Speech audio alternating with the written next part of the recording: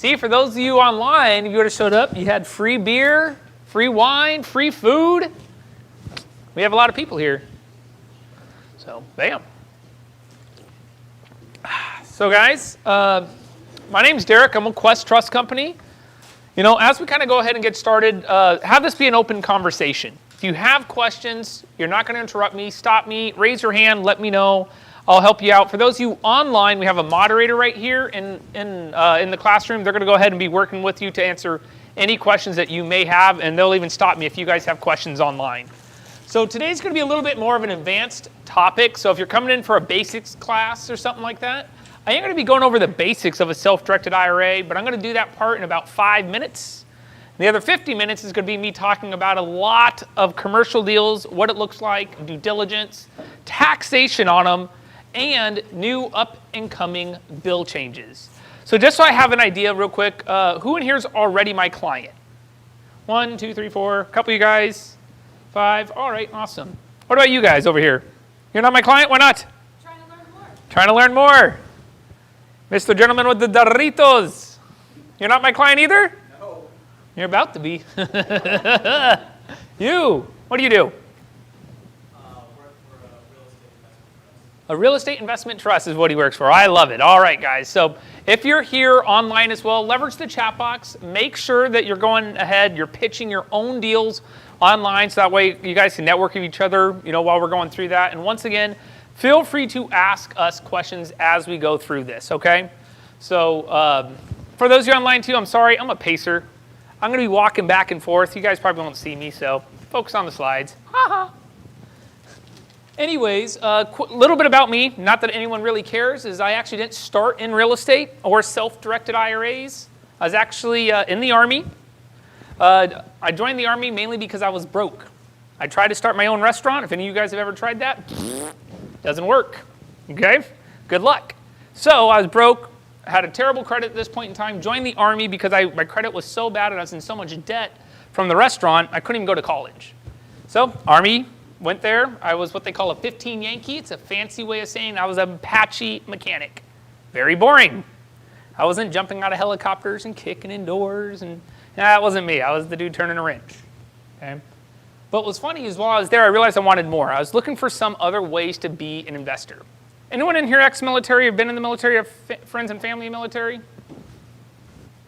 It's not very fun, is it? Oh, you had a great time. Well, that makes me look like a butt. So knowing this, right, I really wanted to find a way to make more money, and I wanted to be a real estate investor, but I didn't know what that meant. I assumed it meant those fix and flips that you see on the TV shows, and very quickly I realized that actually takes a lot of work. And not only does it take a lot of work, while you're doing these things, you don't have any type of income, right? Anyone in here ever try to do a fix and flip? 1, 2. It's not as much fun as you think, is it? The payout at the end, if you do it right, can be very good. But in the meantime, those 3 months that you're buying the house, rehabbing it, putting it up for sale, man, you got no income. So what's the solution to that? And a lot of that's going to come down to what we're going to be talking about today with the commercial investing and real estate stuff, okay? Quick disclaimer, guys, is I'm only here for your education. That's why you can ask me any questions, but I can't give you any tax advice. Can't give you any legal advice, you know, nothing like that, structuring advice. I can't tell you if a deal's good or bad. Right? No one ever does that anymore, right? Unless you want to pay the attorney for it, okay? So, like I said, we're going to be talking about the quick basics of what a self-directed IRA is, what we can do with it, right? And I'm going to fly through this portion very quickly because that is not what today's presentation is, but I do feel like we need some sort of foundation, right? So what is a self-directed IRA? It's made up. It's nothing. It's fake. It really is. It's just a marketing term, right? What I always like to say is if I have an IRA at Fidelity, right, or Charles Schwab, or Vanguard, Merrill Lynch, right, well, I can use that IRA and invest into what I call public assets. Stocks, bonds, CDs, mutual funds, annuities, right? Well, that means my self-directed IRA over there gets to be self-directed in these accounts, right, in these type of investments. I get to choose which stock I want to buy. But you know what I can't do at Fidelity? Buy real estate, buy gold and silver, buy cryptocurrency, invest in a small business. And that's where we come into play. All right, so when you're over here with us at Quest, we let you do what I like to label as real estate. Now, other custodians will specialize in cryptocurrency or gold and silver, but everyone in this room, and if you're attending this presentation, you're here to learn about real estate, so we're going to skip all the other stuff, okay? But understand with us, we're not any better or worse than a Fidelity. It's just different. If I want to buy Apple stock, I have to go over there to Charles Schwab, and if I want to buy a property, I have to come to Quest. So if you have an IRA with them or an IRA with us, it's the same thing. We call it self-directed mainly because this self-directed term means that when you move your money over here, it sits like a rock. I have 0 investments for you. I don't have any place for you to put it. You need to go find your own real estate property, your own investment, your own commercial deal, your own note, whatever it might be, okay? So there's a lot of benefits. First one being diversification, right? If we think of something like my 401k, I might feel like my 401k is diversified because I have it in all these Fortune 500 stocks. What happens when the market crashes? Right, we get about a big old 20, 30% drop. Thank you for laughing. I saw you smile. I appreciate that. It makes me keep moving, so otherwise I talked way too long. Okay, so knowing that, I don't think our portfolios are actually diversified when we have it all sitting in there in those public assets. Because just because I might have Apple stock, Facebook stock, let's call it Ford stock, whatever it might be, really you're not diversified. Let's take a portion of that and move it to the private sector, the real estate side. Okay? The biggest reason, though, that I really think you should consider setting up an account is really for the tax savings. So, yes, Katie. Oh. Bumblebee tuna. All right, so for the tax savings, understand that all of us in here are, one way or another, a real estate investor. Okay? Beep, beep. Is that good? Can you guys see the screen better? All right, I love it. All right, so tax savings. Right. Keep saying it. For those of you guys online, you have no clue what's going on in here. It's kind of funny. That's why you guys need to be here. Prost. All right. If I did a fix and flip personally, and let's say I made 10 grand on that fix and flip, I don't get to keep the full $10,000. Why? It's taxable. Uncle Sam comes in and boop, takes his little portion out for his taxation. This is normal. It's not bad. It's what pays for our schools and our roads and police departments and fire departments, those type of things. But did you know I could do that exact same investment using my retirement account? And if I did that fix and flip today, owned that rental property, did a note, whatever it was, how much of the profits in that IRA are taxed today? 0. Now, if we know anything about compounding interest, this means that we can leverage our retirement accounts to grow money faster if we know we don't have to pay taxes. Next thing is something I like to call social investing and investing in what you know best. So social investing is understanding that when I put my money into Apple stock, what does that do for my community? Nothing. But when I use my IRA, I'm investing into a physical property, something I can go touch, feel, see, look at, right? I can watch this house physically be built. I can watch this commercial property, this multifamily complex, this senior living facility, whatever it may be, physically be built and watch how it gives people jobs. Watch how people finally get a place to move in and live into, right? Which means I get to invest in what I know best. Because since I can touch it and I can feel it, I can actually get real education on what my investment is. You actually have real people you can talk to. Just in this room alone, a lot of you guys were networking here, right? A lot of you guys come from different backgrounds and have different expertise. So leveraging these benefits to have a self-directed IRA, I think, is really the key to help build a lot of wealth in these portfolios. Now, there's all types of plans that can be self-directed, the traditional IRA, the Roth IRA. These are probably the two most popular. Traditional IRA mainly because this is what our old 401ks, 403bs, pension plans, TSPs will turn into, okay? The Roth IRA is that big, sexy account that everyone wants, the tax-free one, Now, we do have some employer plans, simple, solo 401ks. These are more popular for things like checkbook control and or large contribution limits for big tax deductions. As an example, my Roth, I'm 35, so I can only put 6 grand in here. Whereas my SEP, I can put up to 25%. of what I pay myself. So if I pay myself 100 grand a year, I can put in 25,000 and take that as a tax deduction. That's not bad. Now, we do have some of these specialty plans. I like these because these are really accounts that we use to leverage for today, our health savings account and our education account. Notice when I talk about the traditional Roth, SEP, simple 401k, those help me and benefit me when I'm older. All the profit grows, what I call tax deferred or tax free, and I can't touch the profit for personal use. Not saying reinvesting, but I can't pull it out and go on vacation. I can't pull it out and buy groceries until I'm 59 and a half, unless I want to pay a big penalty. These, though, I can do those same deals in my HSA or my ESA and pull out the profits today 100% tax-free. Not bad. So obviously, Quest, we can set all these up. Pretty simple. Right? Now, come on. Boop, boop, boop. With that as well, we have a bunch of free classes on each one of these. Whether you want to learn more about the specialty plans, the employer plans, or just individual IRAs itself, please let us know. Okay? Now, what types of plans can be self-directed? Anything you guys just saw above, right? Now, every time we set you up an IRA, any one of these types of accounts, I want you to understand it becomes its own entity. Your IRA will actually have a full name like this, Quest Trust Company, for the benefit of your name, IRA 12345. This is unbelievably important because this is the person doing the investment. Most investments get held up at any IRA custodian. This holds true for Quest and any other custodian you may have ever worked with because people don't understand that your IRA has its own legal name. This is the person doing the investment, not John Smith, but John Smith's IRA. Okay, now once we understand that, your deals can get funded very quickly, meaning it can really invest into just about anything. Anything that you can think and take title to. All right? I put some examples up here, single-family homes, foreclosures, options, tax liens, and syndications, notes, unsecured notes, it doesn't matter. Right? All of these things, your IRA can invest. That class about 45-minute class on that. So if you want more of that, please let us know. So let's dive into what we came in to talk about today. And that is some of the problems. Question?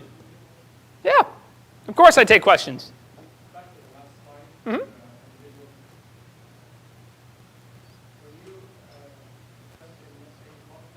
Mm-hmm.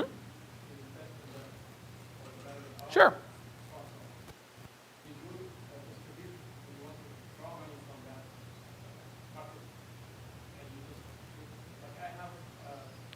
I get what you're asking. So, can you repeat the question for those online? Yeah. So for those of you online, the question in the audience was, if I do an investment and something like syndication and I have profit coming back in, can I pull the profit out for personal use? Sure, you can, but you have to pay your taxes on it, all right? Assuming you're under 59 and a half, you have to pay your taxes. If you're over 59 and a half, sure, that might come out tax-free, assuming you meet other requirements, like you've had the Roth for at least 5 tax years. Then, yep, those funds you can pull right out, 100% tax-free. So. Oh, yeah, you just fill out a distribution form. Yeah, it's a one-page form. You say, hey, I want to pull out X amount of money, and whoop, we cut you a check, send you a wire, give you an ACH, whatever you need. It takes like 2 minutes. It's quick and easy. So, yeah. Now, the real reason we all came here today is to figure out what we can do with commercial investing, some of the problems we've seen, and what are going to be the solutions to the problems. I hate it when I show up to a class and someone only gives me the problems to every type of deal and there's never a solution to it. So the first problem is disqualified people, all right? Now, to understand what a disqualified person is to any investment, we have to first define what type of entities there are according to the IRS. And there's 2 types. The first one being what I call a taxable entity. Second one, a non-taxable entity. Self-explanatory, right? You'd think. But what are taxable entities? 99% of the time, it's going to be anything you establish. LLCs, S-Corps, C-Corps, a trust. You established these type of accounts, these type of entities, so when you make profit, you need to pay your taxes. Okay? That makes sense.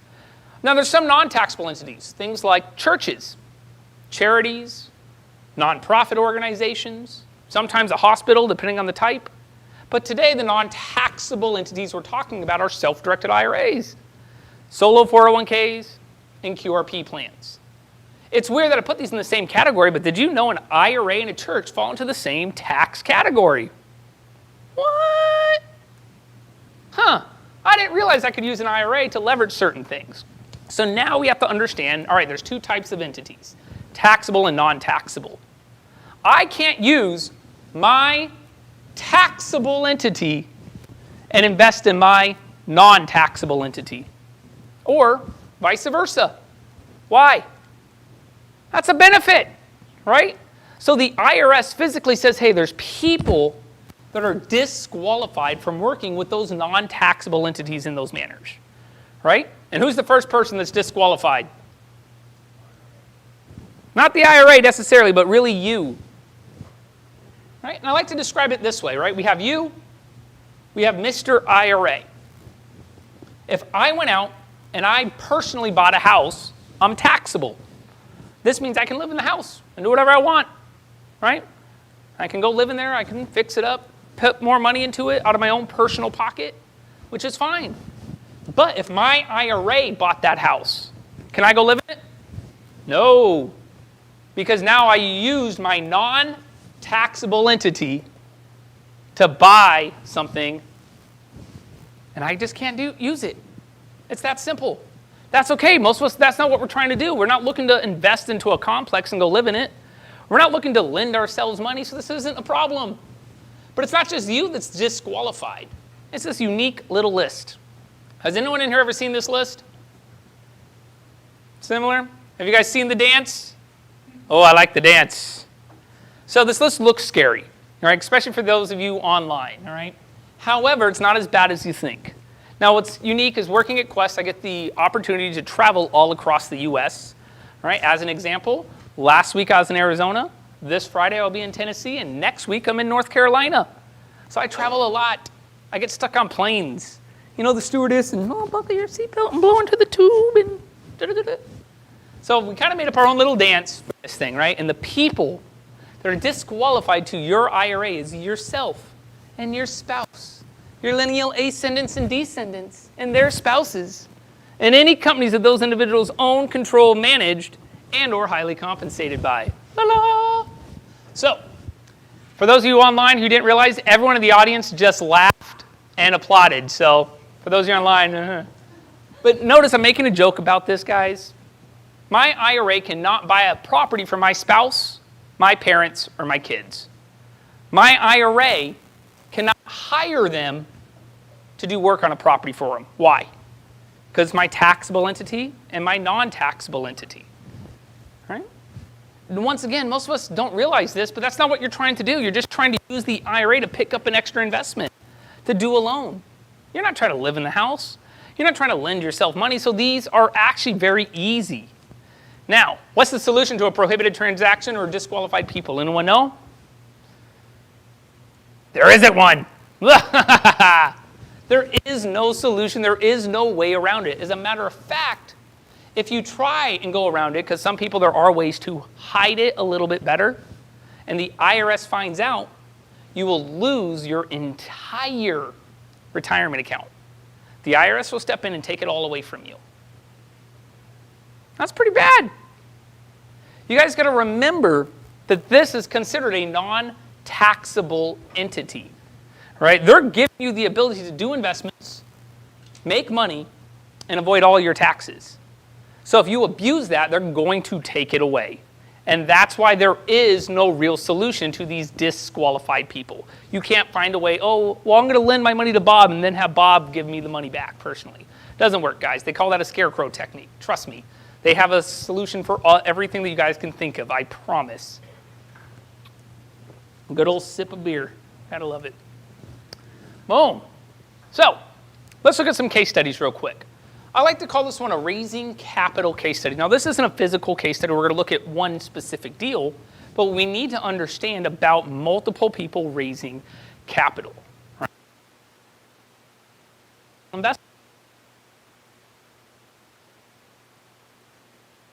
Because a syndication's a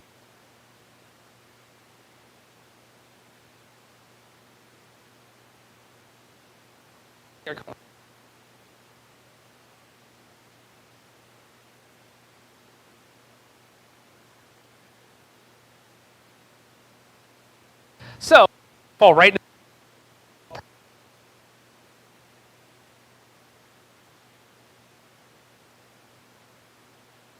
Want to invest in commercial investment. Commercial. For the most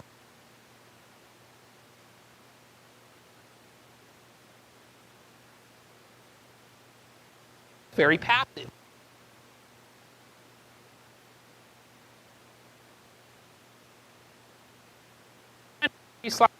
Properties.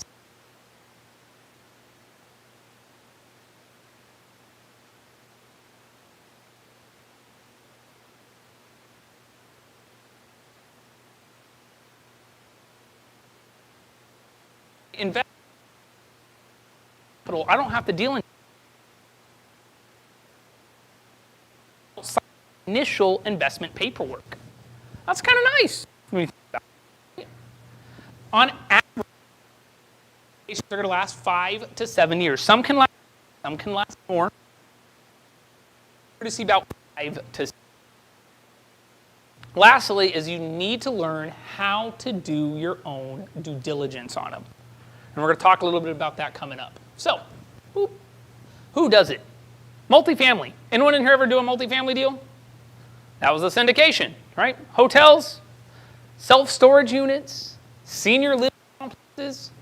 All of these are commercial style deals that you don't realize can actually these. In addition, when my IRA does one of these investments, right, it is passive. I don't have to deal in data, right? And I actually can get a lot of gain back on my investment. To be honest, most syndications that go well are the best investments we see at Quest. Almost 40% of investments at Quest are some form of syndicated type deal. What does that tell you?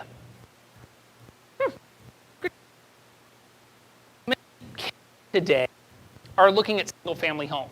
Example,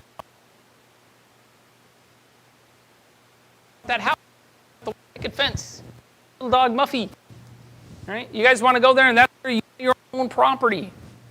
I talked to my sister, who 21, just to put it in perspective. My sister thinks it's crazy owning her own house. When I was a kid, living in an apartment sucked, right? They were nasty, they were gross, they were small. Apartments nowadays, though, are nice. You can move into an apartment complex, right? Literally places that will do laundry for you. You have marble and granite countertops. Like, they're actually really nice way of living, and you don't have to fix up anything. That's what more kids are looking for. All of these type of things have seemed to explode in today's single-family market. A lot for growth. Right? It means there's a lot of room for fraud. And this is what's sad. Who was I talking to? I was talking with you. The problem with these syndications is I'm making them sound very sexy. Because on average, I've seen someone invest $100,000. Right? They get their $100,000 back, plus an additional $100,000 in profit. I do that deal all day long. But the fraud aspect is what's really scary. Okay? So there is a solution to it, and it really just comes down to doing the due diligence. First off, I like to start with background checks on any type of commercial deal. Now, when I say background checks, the biggest problem that I see with background checks is people research the company they're investing in. You know how quick you can set up a company nowadays? About a week. So researching the company is not what I'm talking about. I'm talking about researching the individuals that you're investing with. Okay? Normally what they'll do is they'll give you what we call an operating agreement, subscription agreement, or a private placement memorandum, sometimes all three. And it's going to actually label and list out who are the investors. Who are the people you're working with? Go to their Facebook page. It sounds silly, but man, everyone's on LinkedIn and Facebook and Instagram. Check out their other deals. Right? Look for lawsuits underneath those individuals.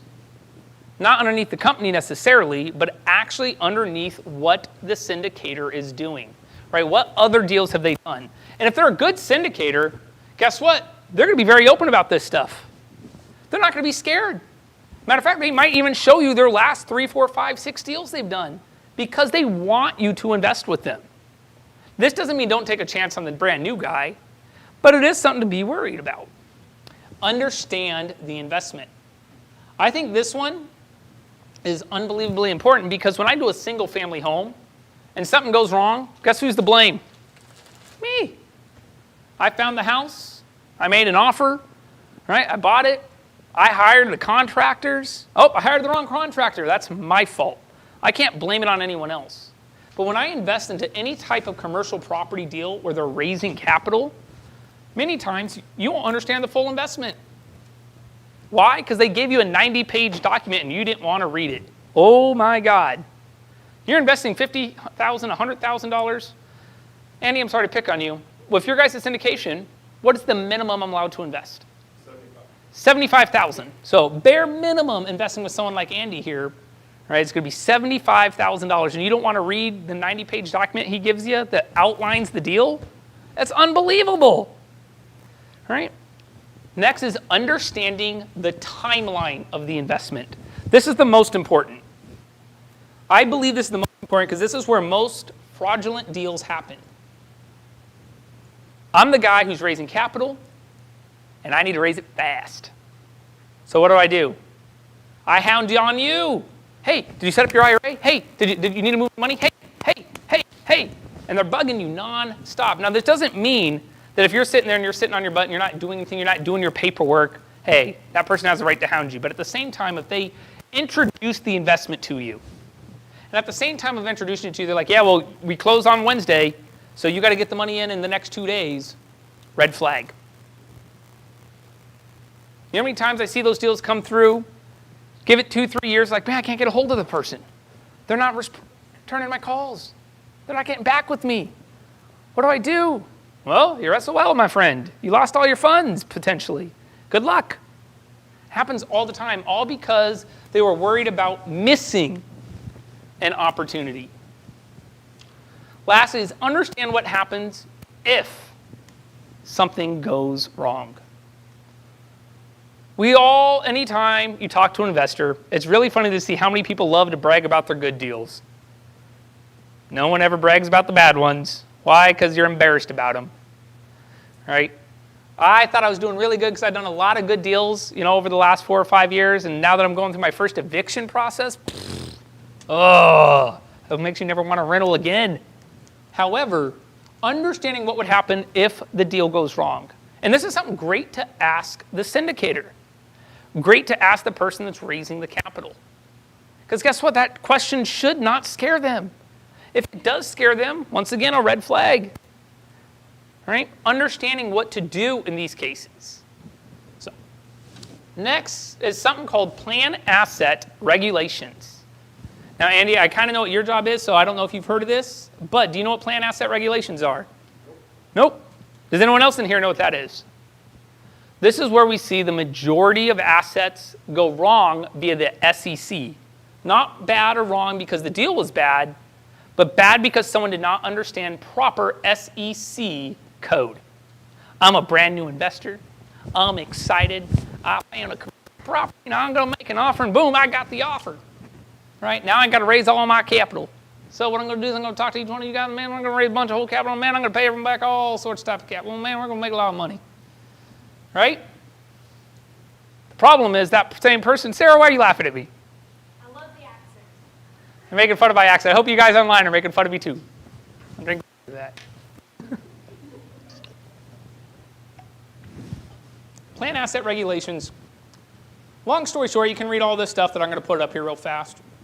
But pretty much means that if I am a syndicator, first off, what I need to do is go get a specific license with the SEC under 506C or 506B type of accreditations. Okay, whether I'm working with accredited investors or sophisticated investors. Okay.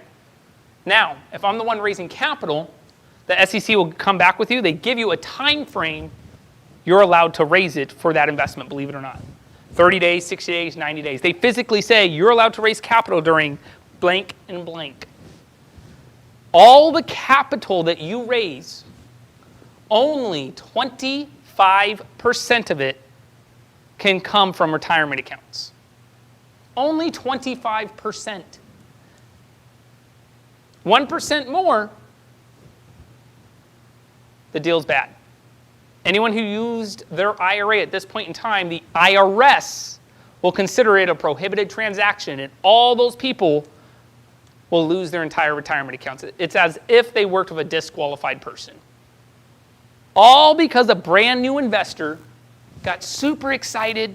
He was going through the motions, right? Found a great property, made an offer, had a bunch of friends who started to raise capital, and then realized, I didn't even know about this plan asset regulation rule. And it's funny because all of us are in here looking and talking about wanting to be a commercial investor, yet none of us have heard of this rule. Why is that? Because we're not attorneys, people. So, what do you think is the best solution to this? Hey, make sure the person you're working with actually hired a good securities attorney. I know it seems self-explanatory, but understanding that the securities attorney's job is to know these types of things, and they will actually put it right inside the private placement memorandum portion, okay? Usually under the Schedule A section. And any type of operating agreement, subscription agreement, private placement memorandum, hold control, press your F button, type in 4975, and it'll pop right up. And it talks right up about it, and every single one where they've addressed plan asset regulations. Now, there is some wiggle room on this, right, on the 25%, and I like to give some brief examples. Let's say I'm raising $10 million, okay? Now, out of the $10 million, $8 million comes from one client. Well, is that more than my 25% I was raising? Yeah. But the other $2 million came from 50 different investors. Uh-oh. What does that mean? Did I still break the rule? I don't know. And that's the wiggle room aspect of it. So some syndicators will get away with this by increasing the capital that people are investing with. If they're going to invest with an IRA, sometimes they'll request that you invest actually a sizable amount. $500,000, $1 million, something like that with an IRA because of these reasons. Because they know, hey, look, then it shows that the IRA investor was equivalent to the previous 10 investors that invested $100,000. Okay? Those are good signs. These are great signs if you're looking at these type of deals. Remember, these are some of the best investments we see here at Quest. I don't sell investments. I don't get anything. As a matter of fact, I charge you a fee every deal you want to do. I charge you $125. I don't care what the deal is. I don't care if it's good. I don't care if it's bad. All right? I charge you $125 for every single investment. So it's up to you to do this type of research. Next problem, can an IRA investment be taxable? I told you guys an IRA was considered a non-taxable entity. So is there a time that an IRA investment invests into a commercial property and it's taxable? Yes.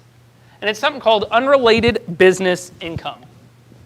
Right? Now, this normally applies when any non-taxable entity is running a business, owning property not attached to real estate. I put a picture of a mobile home on here because mobile homes actually fall into this category, okay, unless you own the land with it. But other things could be like you owning a car in your IRA. Right? That's property not attached to real estate. Now, I like to describe this in the way of a church. Right? If you go to church, right before you go sit down to your service, they always have that little coffee stand. Anyone in here ever buy coffee at that coffee stand? Right, you go and you buy coffee. Any profit that coffee stand makes, is that coffee taxable? Why? It's a church. The church sold it. Churches are non-taxable. Huh. Interesting. Well, yes, absolutely it is. The church brings on unrelated business income because that coffee shop is not what the church is designed to do. Can you imagine if I could run a Starbucks through an IRA and I didn't have to pay taxes on any of the income? Oh man, it'd be impressive. So, why am I talking about this? because it also applies when an IRA uses debt finance to pick up an investment. If I had $100,000 in my IRA and I bought one house for $100 grand and I make profit on it, there's 0 taxes owed. Instead, if I put $30,000 down from the IRA and I borrowed $70,000 from the bank, my IRA is considered to be 70% debt leveraged. I'm making profit now on money that is not mine in a non-taxable entity.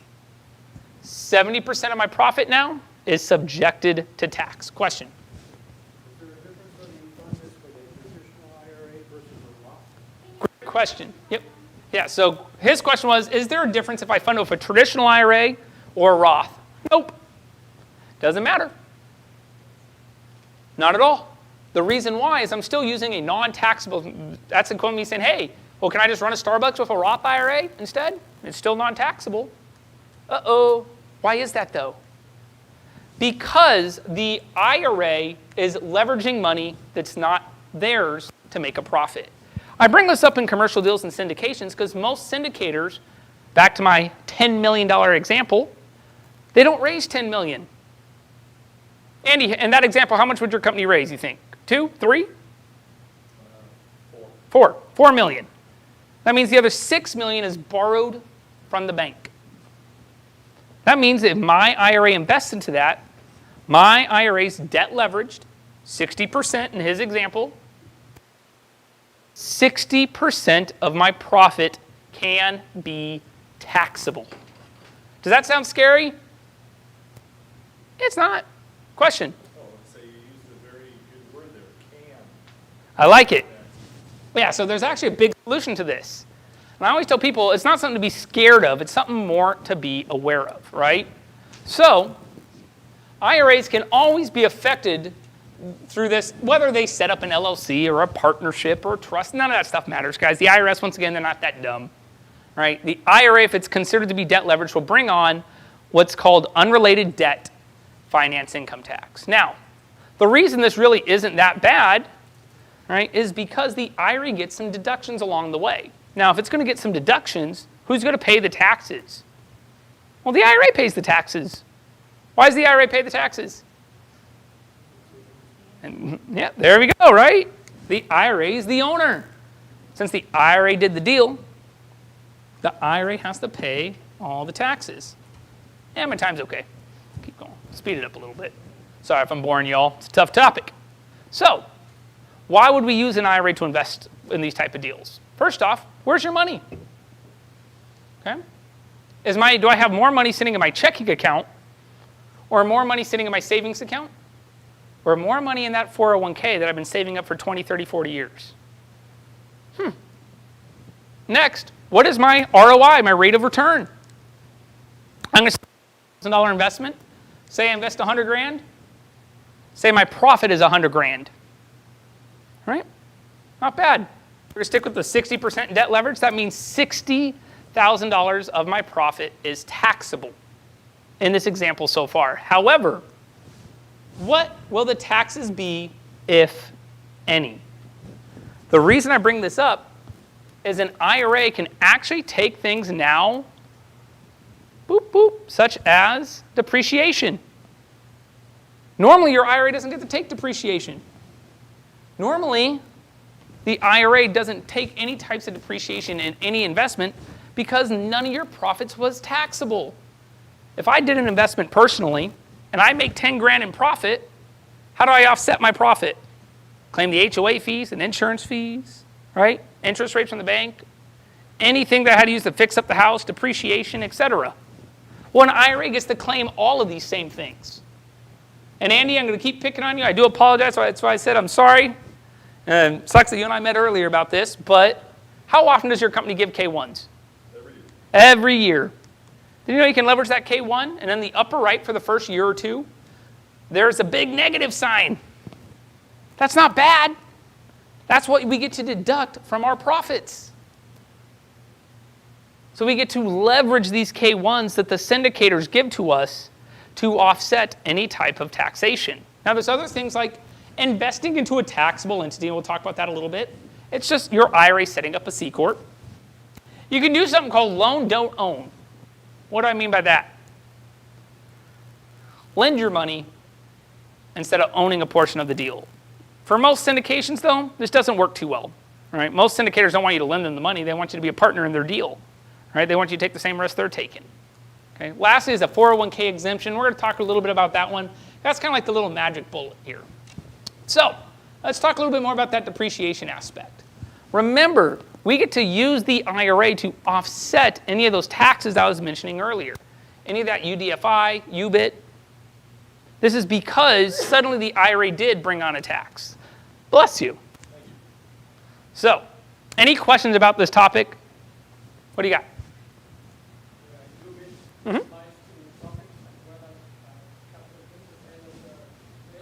Love it. No capital gains. You don't have to worry about the capital gains tax in an IRA because an IRA is exempt.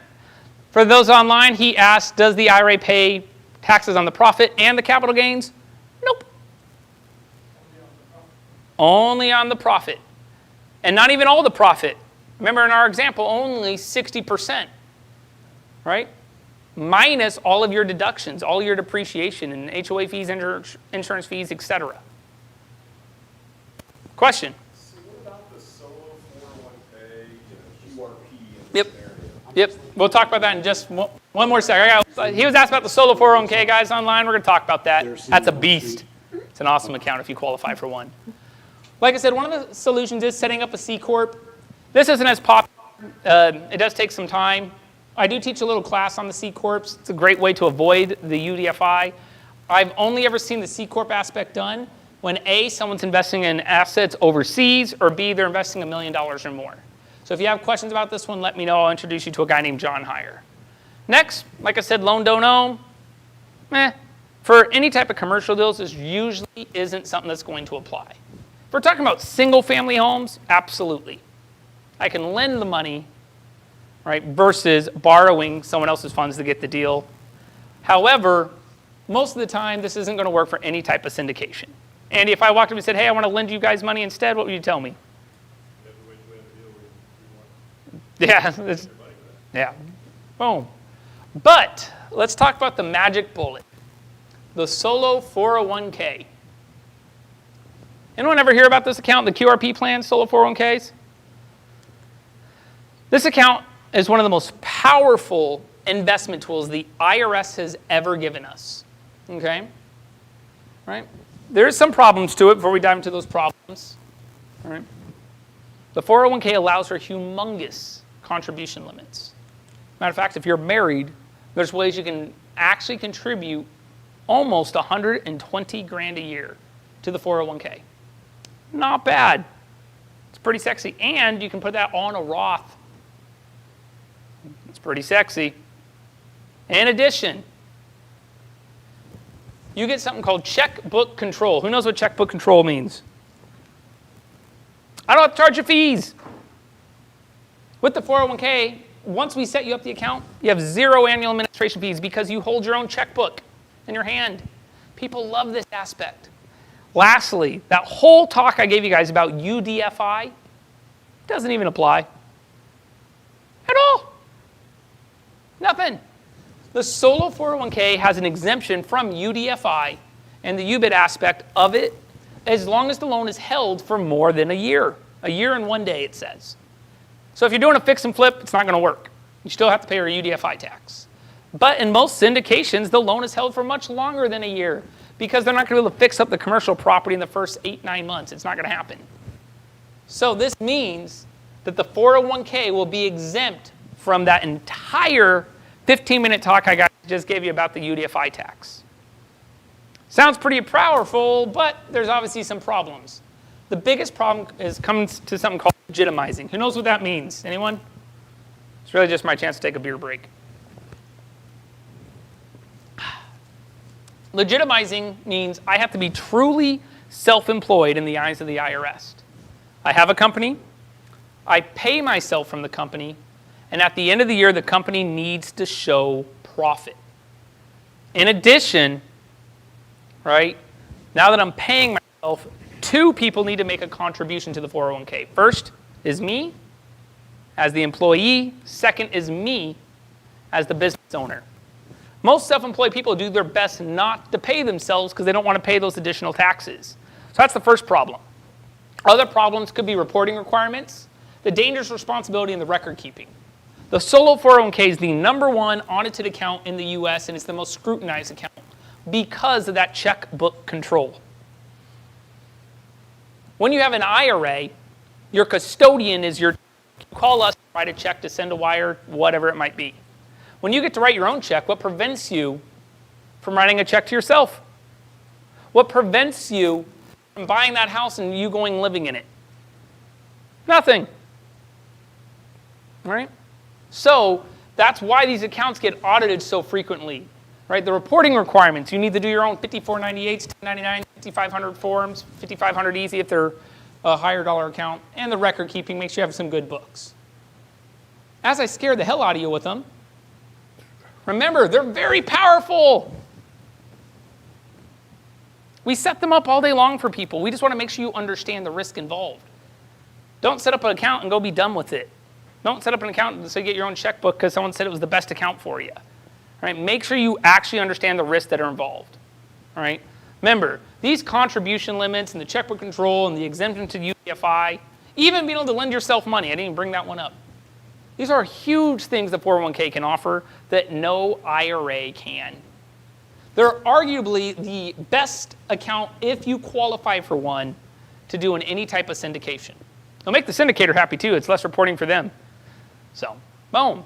If you want classes on the 401k, we teach a whole class just on it because of how dangerous it can be. We also set them up pretty quick and easy. I would argue it's the cheapest account to set up at Quest because there is no annual fees, transaction fees, nothing like that. Once it's set up, unless you want to, you never have to talk to us again. So it's not bad. All right? We're going to take a minute real fast, talk about something of what's new. This whole presentation, one of the reasons we wanted to put it on is potentially none of it matters. Who knows about the $3.5 trillion bill that's in effect? Andy does. Of course Andy does. Did you know the IRS or the Congress right now is trying to take all of this away from you to where you can't do anything I just mentioned? You will no longer be able to use your IRA and invest into multifamily deals, senior living complexes, hospitals, hotels. You'll no longer be able to do things like have checkbook controls and LLCs through your IRA.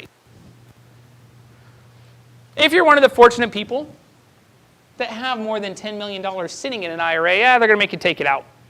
If you're sitting in that room, come see me. I need a car. Okay? Lastly is something called the backdoor Roth. A lot of us out there, unfortunately nowadays, it's not that hard to make too much income to not qualify for a Roth contribution. And they are trying to eliminate the backdoor Roth. This sucks. I just spent a whole hour walking people through due diligence, why syndication deals make sense, how it's some of the best investments our clients have done and seen, right? How the industry and real estate in general is just changing. We're seeing less and less people buying single-family homes and more people doing commercial properties because of these reasons. And now now Congress wants to kind of almost try to take it all away. So what we're asking people to do is to make some noise, right?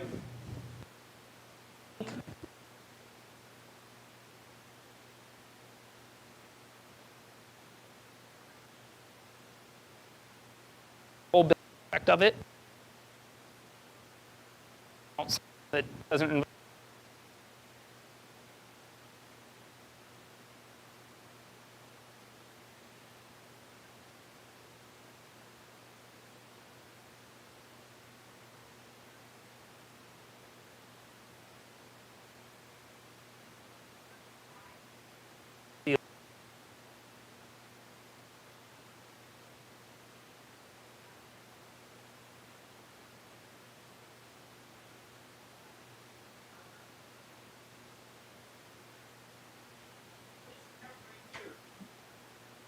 reason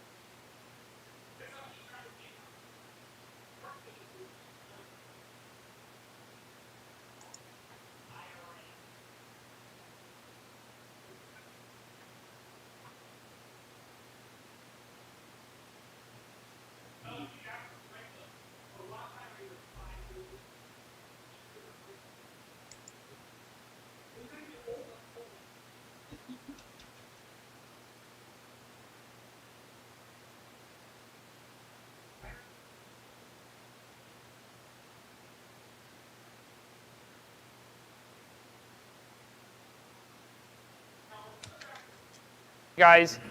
Notice the first one up here talks about people with $10 million or more. I'm sorry if you guys are in that category. Congratulations. I'm not in that category yet. I'd like to think I'll be someday soon. Okay? But this would actually solve the whole Peter Thiel issue. So why did they put the rest of these in here?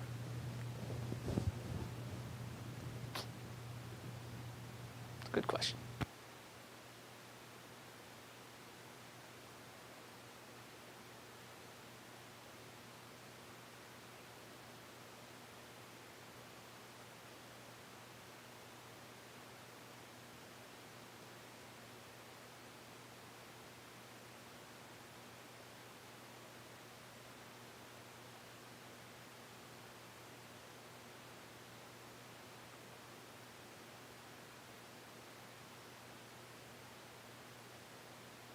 That's really all I have, guys. Email us, reach out to us. Sarah, did you have any questions online? We're doing good there. Perfect. Any questions in the audience? What do you got? What do you mean before they might take away the Roth? Did I miss something here? They don't want us to have Roth IRAs anymore. One of the biggest things about the bill that starts off taking away, first off, the backdoor Roth IRA. Meaning if you make, as an example, a single person, and we're just going to call it about 200 grand a year, all right? I no longer qualify starting the new year if this bill passed, right, for a Roth IRA, period. I can no longer do what they call putting money in my traditional IRA and then immediately converting it, which is what people have done since 1997. Right?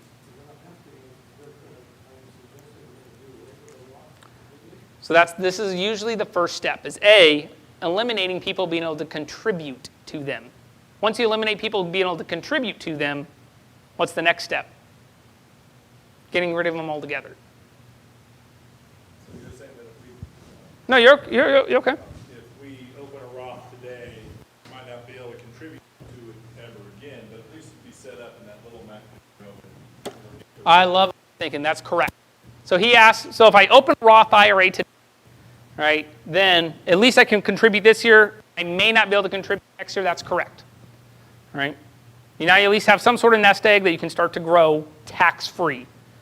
So, good question. Back there?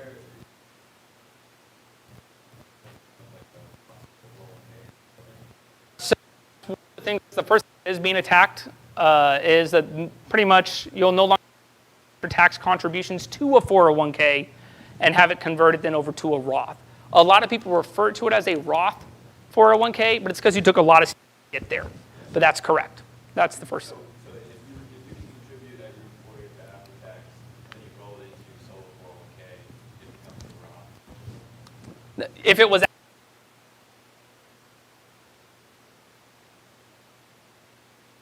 fill out what they call an 8606 to go ahead and try to calculate your own basis. Virtually impossible if you've ever tried. Lastly, then, is then figure what percentage of that is taxable and what percentage is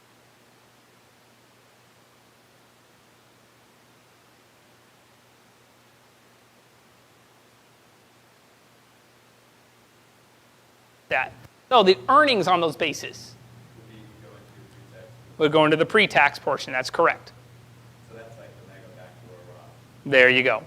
That's what John likes to call that. He calls that the mega backdoor Roth, which would go away. But if you've got the Roth, you can just do that for everything. That's correct. You could continue. Well, so you could continue at least for this year if you got a Roth IRA today. And like I said, it doesn't matter. If you want to set up one request, Steve back there will do it for you. It takes about 5 minutes. Right? It really does. And I charge you $100. Whoop-de-doo. But either way, set up an IRA. I don't care if it's even with us. You guys got to get one set up somewhere. So. Any other questions? Bueller? Bueller. All right, guys. Well, please reach out. You give us a call at 855-FUN-IRA. Send us an email at iraspecialist@questtrust.com. And just let us know how we can help out. So, woohoo! Thanks, guys.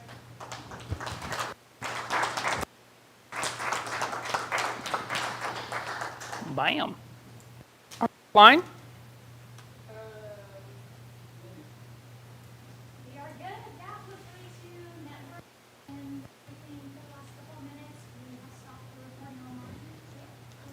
Cool. Awesome. I'm going to turn back on some lights, I think. Anyone have real questions? Offline, I don't have to be